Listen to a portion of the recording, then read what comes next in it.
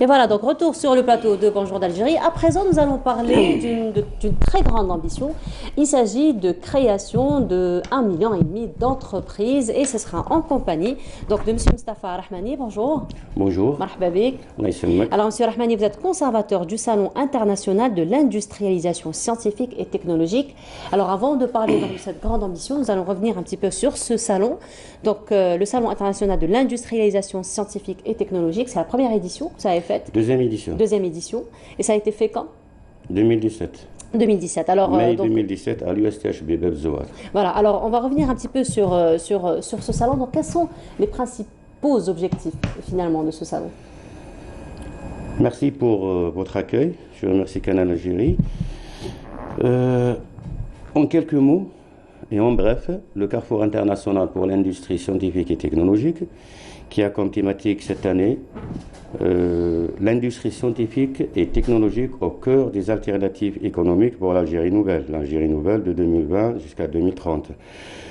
La nouveauté dans ce Carrefour international pour l'industrie scientifique et technologique, on a bien fait illusion dans la première édition de cette nouveauté, c'est tout simplement la création d'un nouveau établissement privé qui accompagne directement les créateurs d'entreprises, ce que j'appelle les vrais PME à plus-value économique. On fait illusion au cerveau, c'est-à-dire les inventeurs industriels, brevetés ou non pas brevetés, les projets de recherche scientifique appliqués dans les secteurs économiques à plus-value économique, et bien sûr les autodidactes qui ont des idées créatrices, novatrices, qui peuvent se conjuguer en PME innovantes et avec la plus-value économique. Monsieur Rahmani, justement, pour revenir un petit peu à ces objectifs, donc vous voulez accompagner les PME, comme vous le dites si bien, vous avez un objectif très ambitieux finalement, la création de plus d'1 million d'entreprises, c'est quand même un défi que vous voulez relever. Un challenge. Un challenge.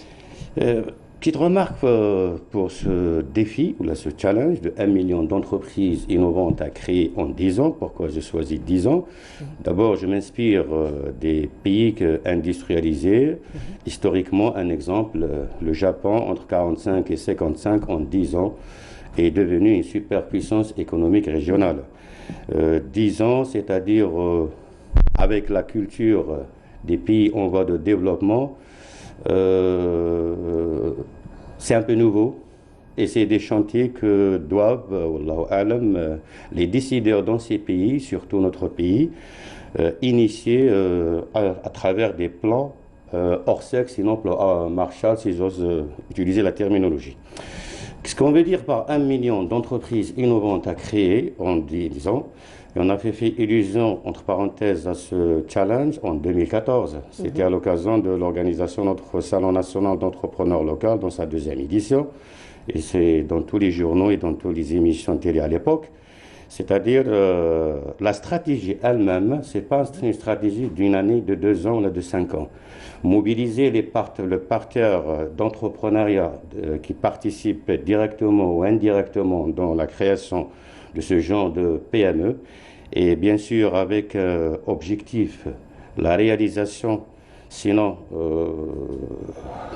la préparation du produit fini made in Algeria dans des secteurs économiques sensibles et névralgiques qui étaient à une certaine époque des sujets tabous. Un exemple, créer une entreprise dans les semi-conducteurs avec des fibres optiques pour en finalité créer un téléphone portable, le vrai microprocesseur.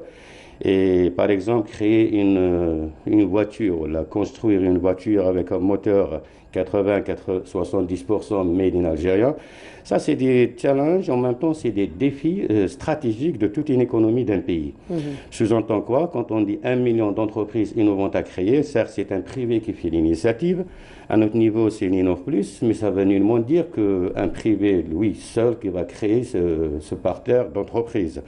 Le message maintenant, c'est pour les décideurs économiques et industriels du pays, c'est pour les opérateurs économiques et scientifiques, et c'est pour l'expertise algérienne qui est implantée ici et à l'étranger, pour s'attabler autour d'une stratégie de développement réel et d'industrialisation sur la base de la recherche scientifique, de l'invention industrielle, apparemment qui est le fer de lance de toutes les industries, des économies émergentes, sinon des pays industrialisés dans le monde. Et justement, M. Rahmani, donc vous avez évoqué la création d'une entreprise qui va accompagner finalement ces PME. Alors cette entreprise, elle ressemblerait plutôt aux dispositifs que nous connaissons, donc les dispositifs tels que Ansej, Andi par exemple? Est-ce que vous allez travailler en collaboration? Comment finalement vous allez procéder finalement à l'accompagnement de la création de ces entreprises? Je vous remercie pour cette question, elle est très intelligente. Rebondir sur la réponse, on est là comme une plus-value économique dans le marché de l'entrepreneuriat. On n'a jamais dit, on ne dira jamais, on est l'alternative directe de ces dispositifs. Sinon, des organismes ministériels récemment créés, et là je salue les initiatives du ministre de l'Industrie, sinon du ministre de la PME des startups, sinon de celui des pépinières. Et j'avais dit dans une émission auparavant à Shore TV, si ces dispositifs, ces ministères n'arrivent pas à être aidés ou accompagnés par ce genre d'initiative, je ne pense pas que la culture d'entrepreneuriat déjà existant déjà dans les dispositifs, sinon dans le réseau national, y compris privé, y compris public, peuvent accélérer la stratégie qui est en train de s'installer au niveau gouvernemental. Qu'est-ce qu'on veut dire aussi sur tout ça? Cette création à notre niveau, d'abord on passe le message à tout le privé, les patronats, les hommes d'affaires, les investisseurs qui, un certain temps, se plaignaient des vrais investissements, se plaignaient aussi des vrais mécanismes, se plaignaient aussi des vrais objectifs d'un gouvernement qui devrait s'attabler pour passer directement à l'économie émergente. L'économie basée sur la science, c'est-à-dire et le numérique, et une économie basée sur le respect, l'accompagnement et le développement et la récupération surtout de la cervelle de la démographie algérienne. Là, on valorise également directement la diaspora. Quand on parle diaspora, là, on est très pragmatique et très efficace. On parle des cerveaux, on parle des chefs de projet, on parle d'un parterre en France comme aux États-Unis, comme en Malaisie, qui veulent s'implanter dans des réalisations professionnelles, sinon dans des entreprises. Là, je fais appel à ce panel et leur disant tout simplement, on est un établissement privé qui n'a rien à voir avec l'État et qui veut participer dans le développement économique de ce pays et qui a remarqué pragmatiquement un changement léger, mais si il y a une synergie réelle et stratégique, je pense que l'actuel changement aboutira à des résultats efficaces. Alors, M. Rahmani, justement, lorsqu'on revient par exemple aux dispositifs que nous connaissons, donc les dispositifs un petit peu historiques de l'Algérie, tels que l'Ansej, tels que l'Andi, par exemple, ou il y a un autre aussi dispositif. Bref. Il y a l'Ambredette, Voilà, donc si on revient à ces dispositifs, par exemple, donc, dans l'accompagnement, dans la création d'entreprises, par exemple, pour ce qui est du financement, généralement, c'est un financement triptyque, donc c'est la banque, le dispositif donc, avec lequel on travaille, et puis l'apport personnel. Donc vous, pour ce qui est du financement, donc de la création de ces entreprises, comment comptez-vous accompagner ces entrepreneurs? D'abord, avant de passer au financement, il faut s'entendre sur une chose. Notre pays, comme les pays en voie de développement, qui sont beaucoup plus proches de nos orientations stratégiques, vivent des crises. En principe, les crises deviennent un capital de relance et bien sûr d'émergence. C'est à travers ces crises économiques, industrielles et sociales que devraient surgir, émerger les vrais leadership de projets et d'investissements. Un exemple, un Bill Gates ou un Steve Jobs ou tous les meneurs, tous les créateurs d'entreprises qui sont devenus des patrons à l'échelle mondiale. Si vous balayez leur historique d'une manière ou d'une autre, ils ont été dans des pays qui n'ont qui les ont pas respectés, qui les ont pas aidés, et tout le monde avait des crises. Un exemple banal et très pragmatique. Edison, lorsqu'il a créé cette lampe, il avait sa mère sur une pancarte devant lui qui était en train de mourir.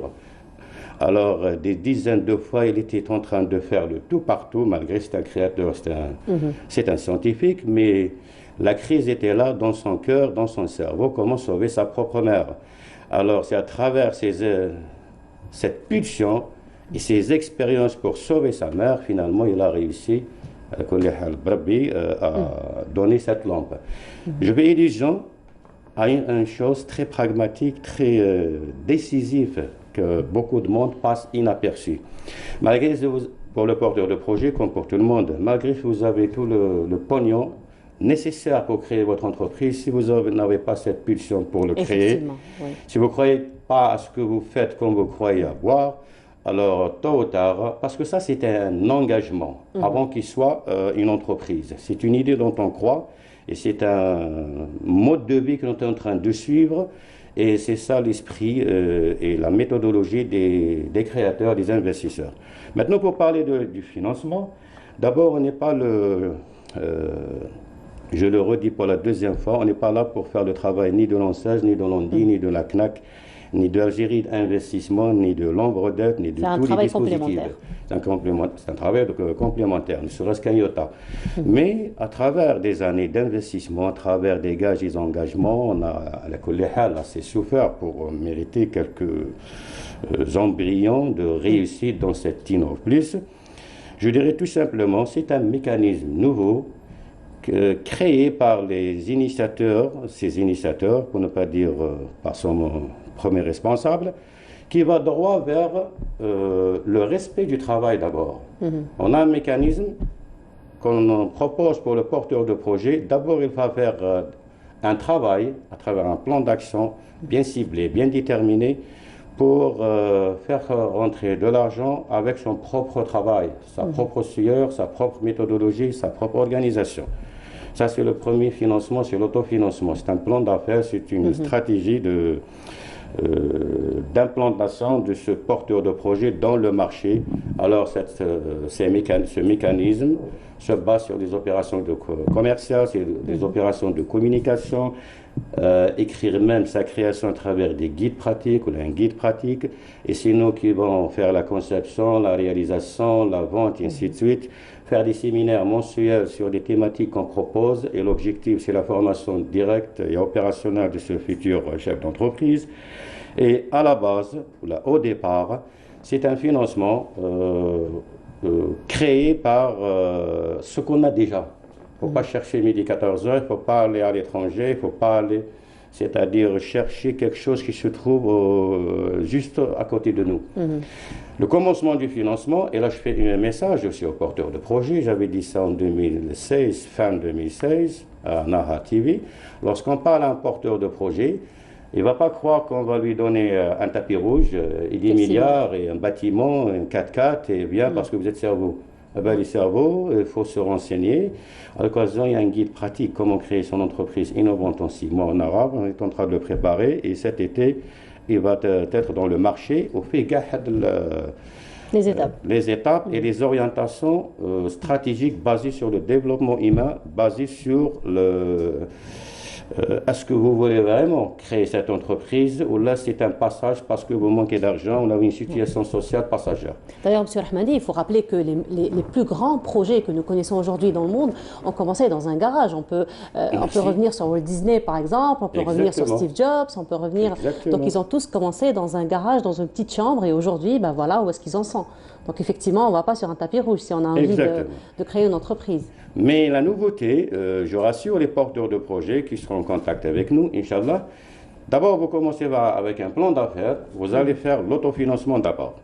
De deux, vous avez des conditions dans ce plan d'action, parce que c'est un contrat entrepreneur innovant de 6 mois. Il commence avec la première semaine en étudiant le dossier de la création d'abord, au niveau de notre direction, c'est-à-dire est-ce que c'est un projet vraiment porteur, est-ce que c'est un vrai projet de recherche scientifique appliquée à plus-value économique, est-ce que c'est une invention industrielle orientée vers l'industrie dans tous les secteurs économiques, est-ce que c'est une vraie idée novatrice qui va se conjuguer à travers une entreprise.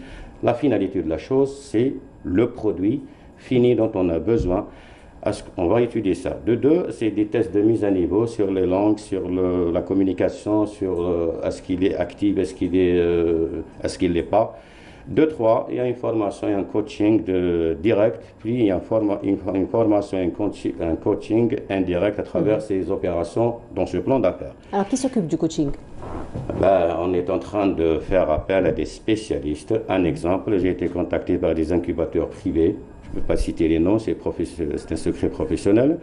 Et ils veulent faire le travail avec nous en tant que partenariat. J'ai dit, alors, on est là pour créer comment appeler ça, cette plateforme, avec même des bureaux de consulting algériens qui sont super doués, avec même des incubateurs algériens qui sont super doués.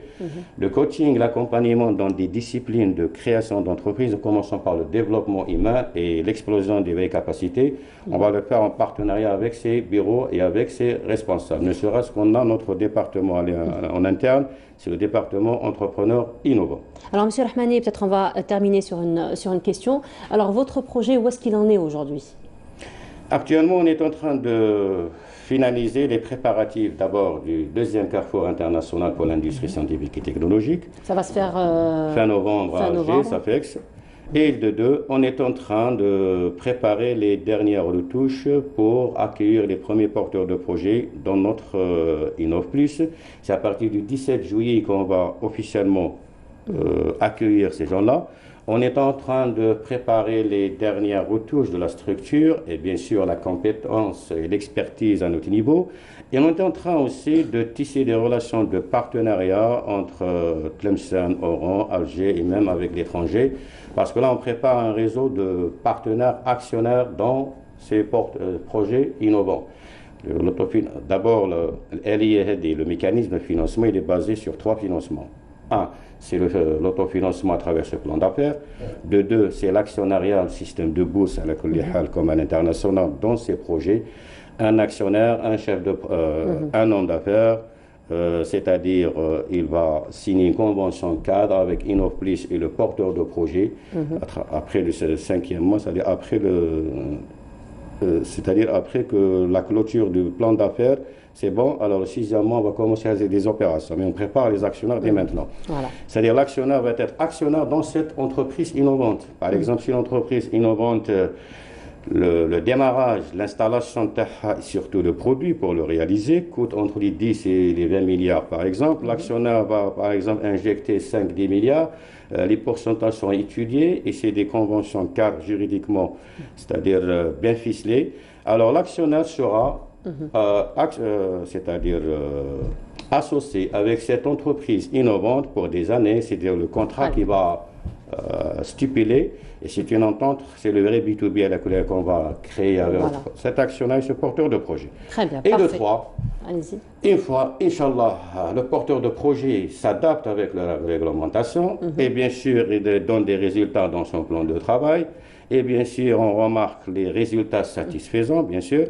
Alors, à partir du sixième mois, le montage direct de son entreprise sera financé à 40% de l'enveloppe totale de son propre projet par Innov Plus elle-même. C'est parfait. Cela Merci veut dire beaucoup. le triangle de financement. Très bien. Merci beaucoup, donc, Monsieur Rahmani, pour toutes ces précisions et puis pour ce projet quand même très ambitieux. Donc, on vous souhaite beaucoup de réussite et surtout beaucoup de réussite pour tous les entrepreneurs qui vont donc entreprendre, on va dire, cette aventure. Donc, merci beaucoup. Je rappelle, Monsieur Mustafa Rahmani, vous êtes conservateur du Salon international, commissaire du Salon international de l'industrialisation scientifique et technologique. Voilà, merci beaucoup d'avoir été parmi nous ce matin. Alors, on continue le programme. Là,